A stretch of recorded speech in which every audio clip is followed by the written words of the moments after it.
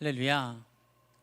이 시간 예배하는 저와 여러분 가운데 오늘도 살아계셔서 우리와 함께 하시며 우리의 모든 나약함을 강함으로 바꾸시는 하나님의 놀라운 능력이 충만히 임하시기를 주님의 이름으로 축원드립니다. 우리는 지난 시간에 드디어 모세가 하나님의 명령에 따라 애굽으로 들어가자 그동안 모세가 가지고 있었던 모든 걱정들, 그 모든 걱정이 뭐였습니까? 크게 세 가지였죠. 하나는 이스라엘 백성들이 하나님을 믿지 못한다는 것, 즉 하나님을 향한 이스라엘 백성들의 신뢰로 인한 그 걱정. 그리고 두 번째는 자신을 향한 이스라엘 백성들의 신뢰에 대한 문제들. 그리고 한 발 더 나아가서 도무지 이거로는 안 되겠다라고 한 건 뭐였습니까? 나는 언변이 유창하지 못한 자입니다. 혀가 둔하고 입이 뻣뻣한 자입니다. 그러니 아무리 말씀하셔도 하나님의 말씀을 저들에게 전할 수 없습니다. 즉 자기의 이 유창하지 못한 언변이 큰 장애가 되었었죠. 그 걱정들로 모세가 가득 차 있었습니다. 그런데 우리가 지난 시간에 보았던 것은 그 모든 걱정들을 하고 있었던 모세의 걱정이 정작 애굽으로 들어가서 아론을 만나고 이스라엘 백성들을 만나자 그 모든 것들이 다 쓸데없는 걱정이었다라는 것을 알게 됐어요. 왜 그렇습니까? 하나님께서 그 모든 모세의 걱정했던 것들을 하나도 남김없이 다 해결해 주셨기 때문입니다. 나아가서 무엇까지 해결해 주셨습니까? 모세가 말하지도 않았는데 걱정거리가 될 만한 그것마저도 하나님께서 다 아시고서 해결해 주셨죠. 여러분, 그래서 우리도 마찬가지였죠. 우리도 하나님께서 무언가를 일을 맡기시거나 또는 우리의 마음 가운데 하나님의 선한 생각 또 하나님의 선한 뜻을 행하고자 하는 마음을 주실 때에 우리가 해야 할 일은 그것으로 인해서 걱정하고 미루고 그리고 그것에 대해서 낙심하는 것이 아니라 아멘으로 순종하고 나아가면 내가 했던 걱정 또 내가 할 수도 있는 그 걱정마저도 하나님께서 모두 다 해결하시고 능히 모든 일을 감당케 하시는 줄 믿습니다. 그래서 우리가 해야 될 것은요, 걱정이 아닙니다.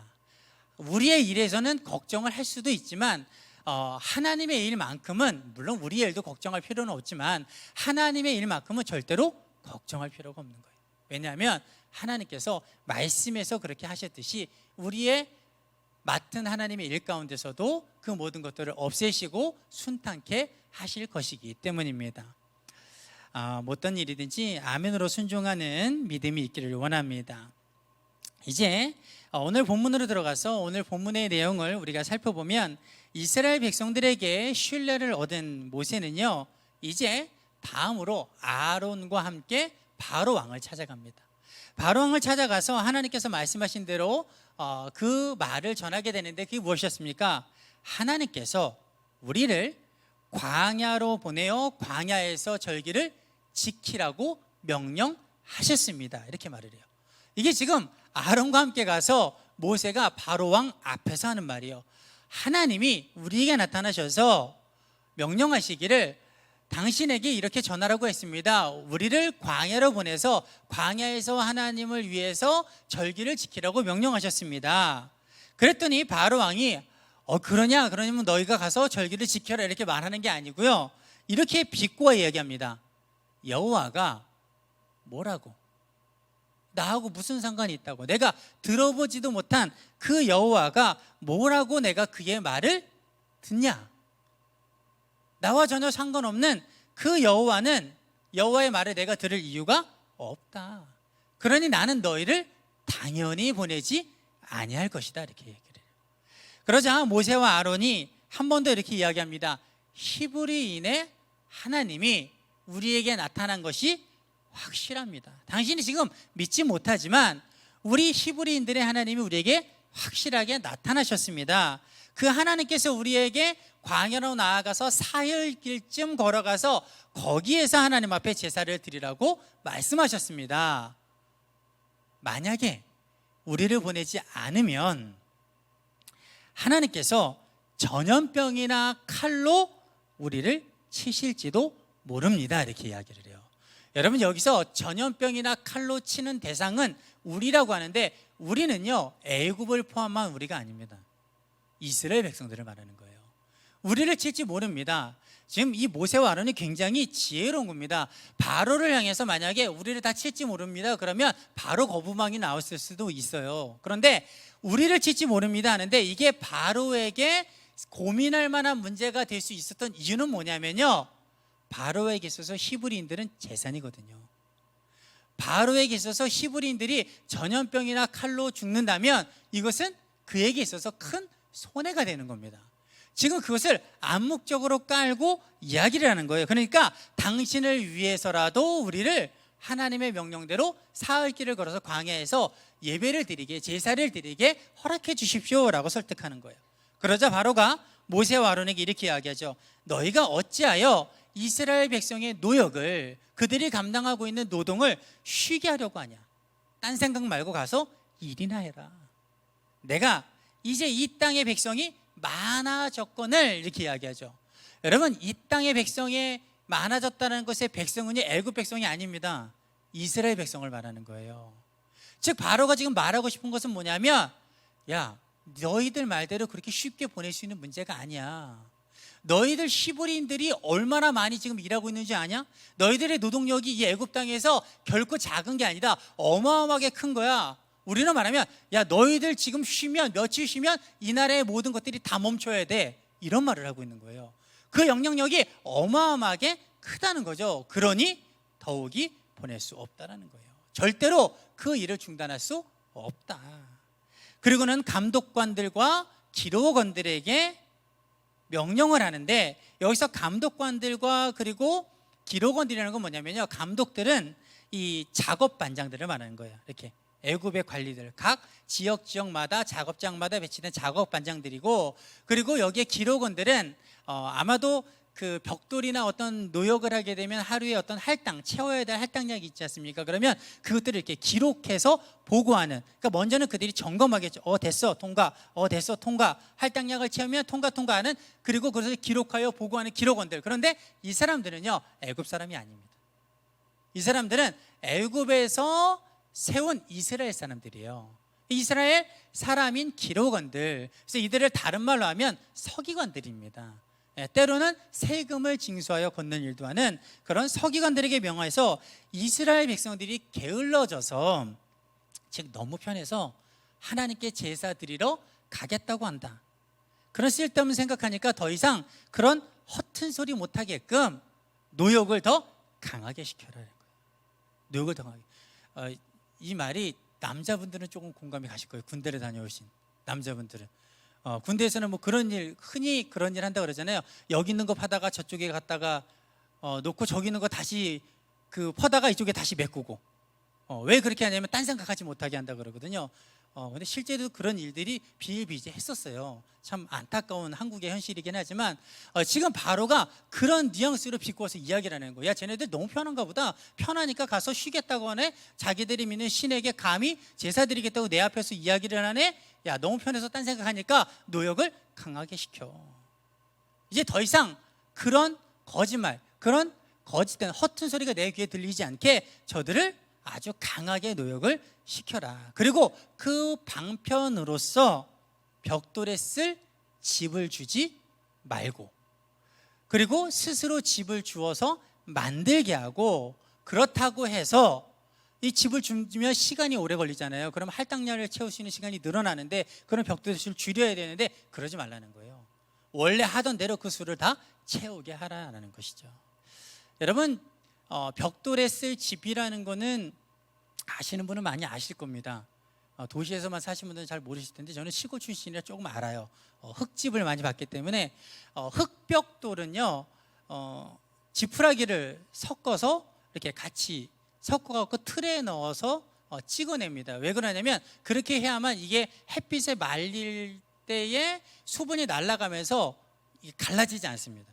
서로 딱 단단하게 붙고, 또 그렇게 되면서 내구성이 강해져요. 이집트는요 고고학적으로 볼 때에 그 돌을 깎아서 건축을 하기도 하고, 흙벽돌을 찍어서 건축을 하기도 했는데, 여러분이 잘 아시는 피라밋 같은 거는 돌을 깎아서 건축을 했고요. 왕궁이나 집들은 이 흙벽돌로 건축을 했습니다. 그래서 이집트의 유물들 가운데 왕궁이 그렇게 대단했던 그 거대한 제국이었는데 피라미드는 남아있는데 왕궁이나 그다음에 집들 같은 건 잘 찾아보기 힘들잖아요. 왜냐하면 다 무너져서 그렇습니다. 사라져버려서 그렇게 흙벽돌을 만들어 찍어낸 거죠.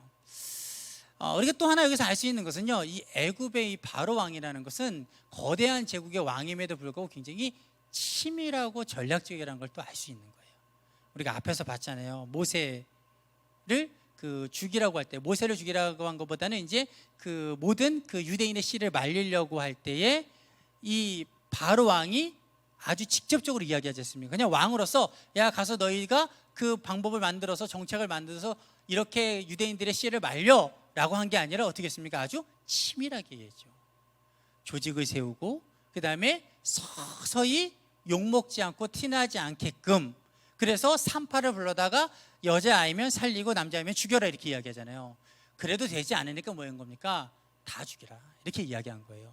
그러니까 아주 계획적이고 조직적으로 이 바로 왕이 명령을 하는데 오늘 본문에서도 그렇게 이야기를 하고 있는 거예요. 그리고 오늘 우리가 읽지는 않았지만 10절 이하를 보면요, 그렇게 바로의 명대로 이스라엘 백성들의 노역의 강도가 강해지자 이스라엘의 기록원들이 바로 왕에게 가서 호소하고, 그래도 노동의 강도가 줄지 않자 이제는 모세와 아론에게 뭐라고 이야기합니까? 너희 때문에 우리가 바로 왕과 그의 신하들의 눈밖에 나서 죽게 되었다. 여호와는 너희를 살피시고 판단하시기를 원하노라 이렇게 얘기를 해요. 여러분, 지금 이스라엘의 기록원들, 이스라엘 백성들이 모세와 아론을 향해서 하나님이 너희를 살피시고 판단하시기를 원하신다니까 좋은 말 같잖아요. 이런 건 좋은 말이 아닙니다. 그래서 살핀다는 건 케어의 개념이 아니에요. 돌보다의 개념이 아닙니다. 여기서 살핀다는 건 조목조목 너희의 잘못을 따져서 아주 자세하게 살펴서 판단, 심판하기를 원하신다는 거예요. 너희가 틀렸다는 거죠. 그래서 이 모세와 아론을 향해서 원망하기 시작합니다. 여러분, 여기까지가 오늘 본문, 그리고 우리가 읽지 않은 21절까지의 내용입니다. 오늘 본문을 통해서 우리가 함께 나누길 원하는 은혜는요, 당연한 일에는 당연한 결과가 따른다라는 겁니다. 즉, 우리가 하나님의 자녀이기 때문에 당연히 해야 할 일, 여러분 너무나 많죠, 그렇죠? 말씀을 지켜 행하는 거, 그 다음에 하나님의 명령대로 하는 거, 세상이 아닌 하나님의 가치를 붙잡고 행하는 것들, 그런 일을 행할 때에는 우리에게 있어서, 하나님의 자녀인 우리에게 있어서 너무나도 당연한 그런 일을 행할 때에는 당연한 결과가 따라온다는 거예요. 그런데 그 당연한 결과라는 게 하나님께서 하나님의 일, 하나님의 뜻을 행할 때 주시는 영적인 축복과 동시에 세상 가운데서 고난당하고 핍박당하고 희생하고 내어주고 손해보는 그러한 일들도 따르게 되어 있다라는 것이죠. 그것이 당연한 일에 대한 당연한 결과다라는 것입니다. 왜냐하면 오늘 말씀을 보면 모세와 아론이 바로 왕을 찾아가서 하나님의 말씀을 전합니다. 그런데 결과가 어떤 결과를 낳았습니까? 하나님의 말씀대로 분명히 가서 바로 왕에게 하나님의 말씀을 전했는데, 그럼 우리의 생각 같으면 받아들여야 되는데, 결과는요, 인간적으로 볼 때는 실패한 거예요. 바로 왕이 그 말씀을 듣지 않습니다. 거절해요. 그리고 거절한 것뿐만 아니라 마음이 더욱더 완악해져서 그 완악해진 마음이 누구에게로? 이스라엘 백성들에게로 향하여서 그들의 노역이 점점점 심해져서 그렇지 않아도 죽을 맛인데 더 살지 못할 만큼, 숨도 쉬지 못할 만큼 큰 고통 가운데로 떨어지게 되었다는 것이죠. 여러분, 그렇다면 정말로 모세와 아론이 실패한 것일까요? 하나님의 능력이 부족한 것일까요? 지금 하나님의 일이 잘 안 풀리고 있는 것일까요? 여러분, 그렇지 않습니다. 왜냐하면 바로 왕이 하나님의 명령을 거절하고 그 마음이 완악해질 것이라는 것은요, 이미 예견된 결과였기 때문에 그렇습니다. 여러분, 무엇을 보면 알 수 있냐면 출애굽기 3장 19절에서 20절을 보면요, 이렇게 이야기합니다. 내가 아노니 강한 손으로 치기 전에는 애굽 왕이 너희가 가도록 허락하지 아니하다가 내가 내 손을 들어 애굽 중에 여러 가지 이적으로 그 나라를 친 후에야 그가 너희를 보내리라 이렇게 말을 해요. 하나님이 이미 말씀하신 거예요. 완악해질 것이라는 거, 바로 보내지 아니할 것이라는 거. 그리고 출애굽기 4장 21절, 우리가 얼마 전에 보았던 4장 21절에서도 뭐라고 말씀하셨습니까? 여호와께서 모세에게 이르시되 내가 애굽으로 돌아가거든 내가 내 손에 준 이적을 바로 앞에서 다 행하라. 그러나 내가 그의 마음을 완악하게 한즉 그가 백성을 보내주지 아니하리니 이렇게 이야기를 해요. 즉 지금 바로 왕이 하나님의 명령을 거절하고 마음이 더 완악해져서 이스라엘 백성들을 핍박하는 것은요, 이미 하나님 안에서 예견되어진 당연한 결과였다는 거예요. 아니, 하나님 말씀하셨으니까 당연히 그게 이루어지는 거죠. 그러니까 실패한 게 아닙니다. 하나님의 뜻대로 되어져 가고 있는 거예요. 그러면 하나님께서는 왜 이스라엘 백성들이 고통당할 것을 뻔히 알면서도 바로 왕의 마음이 완악해지면 지금의 그 고통 가운데 더 큰 고통이 더해질 걸 아시면서도 이 바로 왕에게 모세와 아론을 보내어서 말씀하게 하시고 또 그 완악해진 바로의 마음을 바로잡지 않고 그냥 내버려 두셨을까라는 것이죠. 여러분, 그것은 바로 첫째는 하나님께서 인격적인 하나님이시기 때문에 바로 왕의 마음을 강제로 바꾸시지 않는 것이고요. 둘째는 바로 왕의 마음이 완악해지면 완악해질수록 하나님의 재앙이 그 가운데 임하게 되고 그 재앙이 임하면 임할수록 바로 왕과 애굽 사람들이 하나님과 하나님이 함께하는 이스라엘 백성들을 두려워하는 마음이 커지기 때문입니다. 이해하셨습니까? 하나님께서 일부러 재앙을 내리고 싶으셔서 지금 바로 왕의 마음을 완악하게 하는 것이 아니에요. 하나님께서 지금 바로 왕의 마음을 일부러 완악하게 하시는 것도 아니고 그리고 재앙을 내리고 싶으셔서 그냥 내버려 둔 것이 아니라는 겁니다. 바로 왕의 마음이 완악해지는 것은 그냥 본인의 자유의지에서 그렇게 하는 거예요. 다만 하나님께서는 인격적인 하나님이시기 때문에 마음을 강제로 바꾸지 않으시는 거고, 그리고 하나님이 그 가운데서도 그러함에도 불구하고 내버려 두시는 이유는 뭐겠습니까? 그렇게 바로 왕의 마음이 완악해지면 완악해질수록 하나님의 재앙이 계속해서 임해요. 계속해서 임할수록 바로와 애굽 사람들의 마음에는 하나님을 두려워하는 마음과 그 하나님이 함께하고 있는 이스라엘 백성들을 두려워하는 마음이 커질 것이기 때문이라는 거예요. 이것이 지금은 그들에게 고통일지 몰라도 시간이 지나 보면 결과적으로 이스라엘 백성들에게 정말 그 무엇과도 바꿀 수 없는 오래도록 누릴 수 있는 축복이 될 것을 하나님은 아셨기 때문에, 그래서 하나님께서 그 완악해진 마음을요 그냥 내버려 두신 거예요. 야, 이스라엘 백성들아, 너희는 지금 모르지? 그러나 나는 안다. 바로 왕이 완악해질수록 거부할수록 너에게는 고통이 심해질 것이지만 그가 버티면 버틸수록 재앙은 계속해서 내릴 것이고, 앞으로 몇 개가 내립니까? 10개가 내리잖아요. 점점 고통스러운 재앙이 내릴 것이고, 그 재앙이 내릴 때마다 그들의 마음에는 나와 내가 함께하고 있는 너희를 향한 두려움이 커질 것이다. 그러면 그것이 이후에 지금의 너희의 고통과 바꿀 수 없는 놀라운 축복으로 바뀌어질 것이다. 하나님은 지금 그 말씀을 하고 싶으신 거예요. 그리고 그것을 알고 계시기 때문에 지금 내버려 두시는 겁니다. 그걸 아시면서도, 고통을 아시면서도 바로에게 모세와 아론을 보내신 거예요. 여러분, 그 하나님의 마음에 따른 결과를 우리는 알고 있죠. 지금은 고통이지만 바로의 마음이 완악해져서 재앙이 내려서 두려워하는 마음이 커졌습니다. 그래서 어떤 결과가 나타났습니까? 이스라엘 백성들이 이제 조금 있으면 애굽을 나가요. 나갈 때에 그들이 노예의 신분이었는데 빈손으로 나가지 않습니다. 애굽 사람들이 그들에게 뭘 줍니까? 은, 금, 폐물, 좋은 의복을 다 내어줍니다. 그들이 갖고 온 거 뭐 갚아라, 언제 돌려줘라 이런 말을 하지 않아요. 그들이 달라는 대로 순순히 기쁜 마음으로 다 내어줍니다. 여러분, 왜 내어주겠습니까? 이들이 여기에 있으면 두려운 거예요. 이스라엘 사람들이 여기 머물러 있는다는 게 애굽 사람들에게는 큰 두려움이 되는 거예요. 그러니까 얼른 뭐예요? 나가라는 거예요. 얼른 떠나줬으면 좋겠다는 거예요. 그들이 노예였는데, 종이었는데, 짐승보다 못한 신분이었는데 나아갈 때 빈손으로 나가지 않는 겁니다. 무엇이 그렇게 작용했습니까? 바로의 마음이 완악해졌고, 그로 인한 재앙과 그로 인한 하나님을 향한 두려움, 이스라엘 백성들을 향한 두려움이 커졌기 때문에 그렇게 작용한 거예요. 여러분, 그뿐이겠습니까? 이후에 오랫동안이라고 말씀드렸죠. 여러분, 이스라엘 백성들이 나아가서 광야로 허허벌판, 나아가서 정말 무방비 상태에 있잖아요.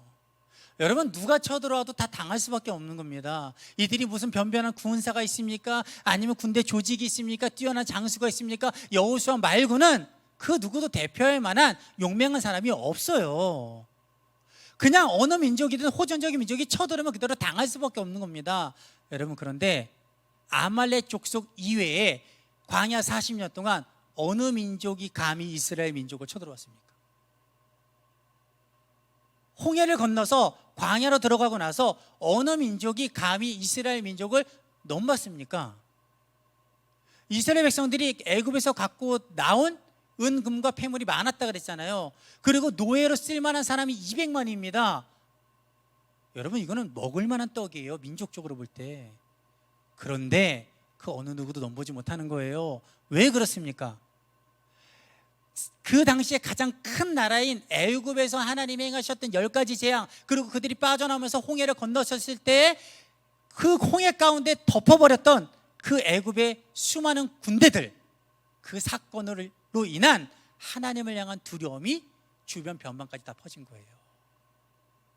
그들과 함께하고 있는 이스라엘 백성이, 그들과 함께하는 하나님 때문에 이스라엘 백성도 두려운 겁니다. 지금은 내가 고난의 시간이었지만 더 고통이 가중되는 것 같지만, 그로 인해서 하나님의 재앙이 떨어짐으로 하나님을 향한 두려움이 켜졌기 때문에 그들이 이후에 40년 전혀 무방비 상태인 그 광야 가운데 평안한 삶이 이어질 수 있었다라는 거예요. 이게 어디까지 가요? 가나안까지 가요. 여러분, 40년이면 짧은 세월이 아닙니다. 여러분, 40년이 지나서 가나안 땅으로 들어갔는데 가나안 사람들도 애굽에서의 하나님이 일으키셨던 사건, 이스라엘 사람과 함께하는 그 사건을 알고 있어요. 그래서 그들의 간담이 서늘해졌다, 이렇게 이야기합니다. 볼까요? 여호수아 2장 9절을 보세요. 정탐꾼들이 먼저 여리고성을 정탐하러 들어가서 기생 라합을 만나는데, 기생 라합이 이렇게 이야기합니다. 여호와께서 이 땅을 너희에게 주신 줄을 내가 아노라. 우리가 너희를 심히 두려워하고 이 땅 주민들이 다 너희 앞에서 간담이 녹나니, 이는 너희가 애굽에서 나올 때에 여호와께서 너희 앞에서 홍해물을 마르게 하신 일과 너희가 요단 저쪽에 있는 아모리 사람의 두 왕 시온과 오게게 행한 일, 곧 그들을 전멸시킨 일을 우리가 들었음이니라, 이렇게 말해요. 여러분, 저 먼 애굽에서 40년 전의 일을 이스라엘 그 민족의, 떠돌이 민족 이스라엘 백성의 40년 동안의 일이거든요. 지금 두로와 시돈까지의 일이면, 애굽에서부터 두로와 시돈까지 일이면 이 어마어마한 기간이에요. 이 40년의 일이 다 가나안 사람들 가운데 주목하여 볼 만한 사건이 된 거예요. 왜 그렇겠습니까? 40년 전에 엄청난 두려움이 애굽 사람들에게 임했고, 그것이 주변 변방, 또 저 가나안 땅까지 들려졌다는 거예요. 그러니까 간담이 서늘한 그 여리고를 치는 일이, 그 다음에 가나안 족속을 치는 일이 얼마나 쉬운 일이겠어요. 전의를 상실했는데. 여러분, 이 당시에 이스라엘 사람들은 몰랐죠. 왜 하나님이 바로왕의 마음을 꺾지 않아서, 왜 괜히 다른 방법도 있는데 모세와 아론을 그냥 바로 보내서 명령해서 우리를 고통스럽게 하는가? 왜 우리가 그래도 그나마 살만한데 왜 이런 고통을 주는가? 원망할 수 있었을 거예요. 그러나 하나님은 알고 계셨다고요. 너희가 내 뜻대로 행할 때에 너희에게 임한 이 고난이, 지금은 고난인 것 같지만 이 뒤에는 당연히 그것과 바꿀 수 없는 놀라운 축복으로 임할 것이라는 거. 여러분, 우리도 마찬가지입니다. 하나님의 자녀이자 예수 그리스도의 제자된 우리도요, 애굽과 같은 이 세상 속에서 우리에게는 너무나도 당연한, 우리가 하나님의 자녀이고 예수 그리스도의 제자이니까 우리에게도 너무나도 당연한 하나님의 뜻을 따라 행하는 것, 하나님의 말씀대로 행하는 것, 그리고 하나님께서 원하시는, 기뻐하시는 뜻을 쫓아 행하는 그 모든 당연한 일들을 행하고자 하면요, 하나님께서 주시는 놀라운 영적 축복도 당연히 있지만, 그와 더불어 이 세상으로부터 우리에게 오는 희생과 환난과 고난과 핍박도 있을 것이라는 것을, 아니 있다라는 것을 우리는 깨달아야 될 줄 믿습니다. 왜냐하면 세상은요, 하나님의 일을 하면 당연히 그 하는 자에게 고난을 주게 되어져 있거든요. 쉽게 행할 수 없거든요. 예를 들면 우리는 다른 사람과 시비가 붙어도요, 그 사람들처럼, 세상 사람들처럼 내가 잘못한 게 없어도 마음대로 화를 못 내요. 소리 지르고 싶어도 소리를 못 질러. 뭔가 위협을 가하고 싶어도 위협을 못 가해요. 여러분 그렇지 않습니까? 여러분 우리는 그런 사람들이잖아요. 우리는 끝을 안다니까요. 어떻게 할 거예요? 어차피 못 싸우잖아요. 그렇죠? 저는 막 속 터지는 일도 있었어요. 뭐 얼마 전에 있었지만, 예전에 그 교회차를 운전하고 가는데 우회전을 하는데 횡단보도가 그 빨간불이었습니다. 빨간불이어서 섰다가 갔어요. 가는데 어떤 한 아저씨가 앞으로 쑥 무단횡단을 건너가는 거예요. 그래서 제가 브레이크를 콱 밟았죠. 근데 저를 딱 쳐다봐요. 그런데 처음에 쳐다볼 때 표정은 사과를 하려는 표정이었어요. 근데 뒤를 이렇게 보더니 교회차잖아요. 그걸 보자마자 눈빛이 바뀌었어요. 그래서 막 소리를 지르는 거예요. 여러분 제가 어디 가면 목사라고 안 그러면 이렇게 쉽게 대할 수 없는 인상이잖아요. 여러분 웃으시니까 제 마음이 좀 상하긴 하는데, 여러분 막 하는데요, 막 여기서는 막 올라오는데 할 수가 없는 거예요. 왜요? 나는 어차피 못할 사람이잖아요. 하나님이 원하시는 일이 아니잖아요. 여러분 말씀에 기록되어 있습니다. 하나만 보면요, 베드로전서 3장 9절에 이렇게 말합니다. 악을 악으로, 그 다음 뭐라고요? 욕을 욕으로 갚지 말고. 여러분 상대방이 욕해도 우리는 욕으로 갚는 사람이 아니에요. 우리에게 치욕을 줘도 그들에게 치욕으로 갚는 사람이 아닙니다. 도리어 뭐 해야 됩니까? 복을 빌어야 되는 사람이에요. 어쩔 수 없어요. 왜? 나 하나님의 사람이니까 하나님의 뜻대로 행해야 되잖아요. 그러다 보니까 내 마음대로 화를 못 내는 거예요. 그들처럼 대하지 못하는 겁니다. 여러분 또 우리가 열심히 일해서 번 돈을 우리를 위해서 쓰려고만 해도 부족하죠. 아닙니까? 여러분 그렇게 차고 넘치십니까? 내가 열심히 일해서 내가 번 돈을 나를 위해서 쓰기에도 부족해요. 우리 집을 위해서 쓰기도 부족합니다. 그런데 우리는 나를 위해서만 못 쓰는 사람들이에요. 우리는 하나님의 나라를 위해서 또 써야 되고, 더불어 어려운 이웃들을 위해서도 그것을 나눠야 됩니다. 왜 그렇습니까? 야고보서 1장 27절 이렇게 말하거든요. 하나님 아버지 앞에서 정결하고 더러움이 없는 경건은 곧 과부와 고아를, 좀 어려운 자들을 그 환난 중에서 돌보고 자기를 지켜 새 속에 물들지 아니하는 그것이니라 라고 말해요. 내가 번 돈도 나를 위해서 마음대로 못 써요. 여러분 이보다 더 큰 희생이 어디 있습니까? 여러분 이 밖에도요, 하나님의 자녀이기 때문에 시간을 희생해야 되고, 또한 원수마저도 용서를 해야 되고, 때로는 세상 사람들로부터 크리스찬은 이유 하나만으로도 비난과 조롱과 따돌림을 받아야 되는 그런 상황에 얼마든지 놓일 수 있다라는 것이죠. 여러분 그러나 우리는요, 낙심하지 말아야 될 줄 믿습니다. 왜냐하면 그 모든 고난들은요, 우리가 애굽과 같은 세상 속에서 하나님의 뜻대로 살고자 하면 너무나도 당연히 따라오는 결과들이기 때문입니다. 당연한 것들이라는 거예요. 여러분 그래서 성경은요, 누가복음 10장 3절에 이렇게 말합니다. 갈지어다 내가 너희를 보냄이 어린 양을 이리 가운데로 보냄과 같도다, 이렇게 말을 해요. 또 요한복음 15장 19절에 너희가 세상에 속하였으면 세상이 자기의 것을 사랑할 것이나 너희는 세상에 속한 자가 아니요 도리어 내가 너희를 세상에서 택하였기 때문에 세상이 너희를 미워하느니라 라고 말합니다. 여러분 하나님의 뜻대로 행하다가 하나님의 말씀대로 하느라고 눈물 나고 억울하고 복창 터지고 힘들고 희생하는 것 때문에 어렵고 그런 마음이 들 때마다 여러분 반대로 생각하셨으면 좋겠어요. 내가 세상에 속한 사람이 아니구나. 내가 하나님에 속한 사람이라서, 내가 예수께 속한 사람이라서 그래서 세상이 나를 미워하는구나. 그런데 정말 그러지 않으셨으면 좋겠는데, 내가 세상을 살아가면서 일주일을 돌아봐도, 한 달을 돌아봐도, 1년을 돌아봐도 예수 믿는 것 때문에, 하나님의 뜻대로 행하는 것 때문에 아무런 고통과 고난과 힘듦과 마음의 어려움이 없어요. 그러면 진지하게 생각하셔야 됩니다. 정말 진지하게 생각하셔야 됩니다. 나는 과연 하나님께 속한 것이 맞는가?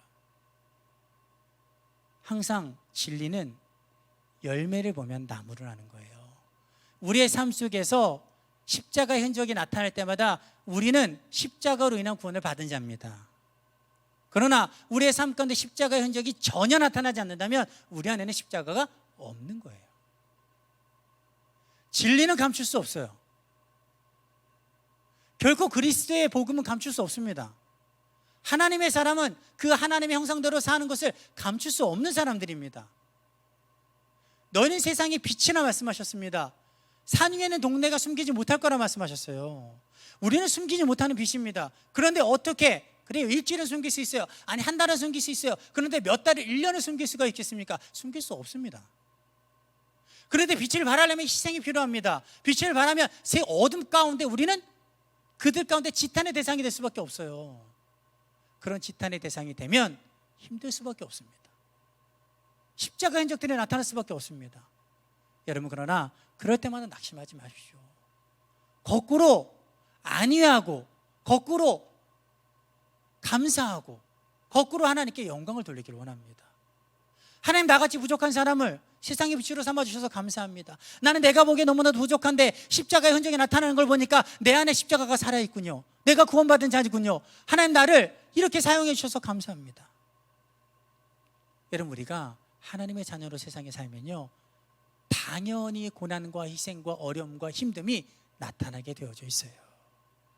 여러분, 그게 성경이 이야기하고 있는 바입니다. 여러분, 그러나 그리할지라도 우리는 좌절하거나 낭망하거나 슬퍼하지 않습니다. 오히려 우리에게는 소망이 있는 줄 믿습니다. 왜냐하면 오늘 본문이 말하고 있잖아요. 지금은 그것이 우리에게 고난으로 끝나는 것 같지만 이 고난 뒤에 당연히 따르게 될 결과가 또 있어요. 이 고난과 바꿀 수 없는 우리의 삶에 오래도록 누리게 될 놀라운 하나님의 축복, 나아가서 저 천국 죽음 이후에 하나님 나라에서 영원히 안식할 그곳에서 누리게 될 면류관이 우리에게 약속돼 있기 때문입니다. 그런데 저와 여러분이요, 하나님의 자녀로서 당연히 해야 할 일인 하나님의 뜻대로 행하는 것, 하나님의 말씀대로 사는 것, 그리고 빛을 발하면서 사는 것, 여러분, 이렇게 행하다가 세상 가운데 어렵고 힘들고 지탄받고, 그리고 내가 아까운 걸 내어줘야 되는 그런 마음의 아픔 가운데 있을 때에, 그때 낙심하지 않길 원합니다. 그 이후에 있을 또 다른 당연한 결과인 하나님이 부어주실 그 고난과는 바꿀 수 없는 놀라운 축복을 바라보고 담대한 마음으로 이겨내시기를 주님의 이름으로 축원드립니다.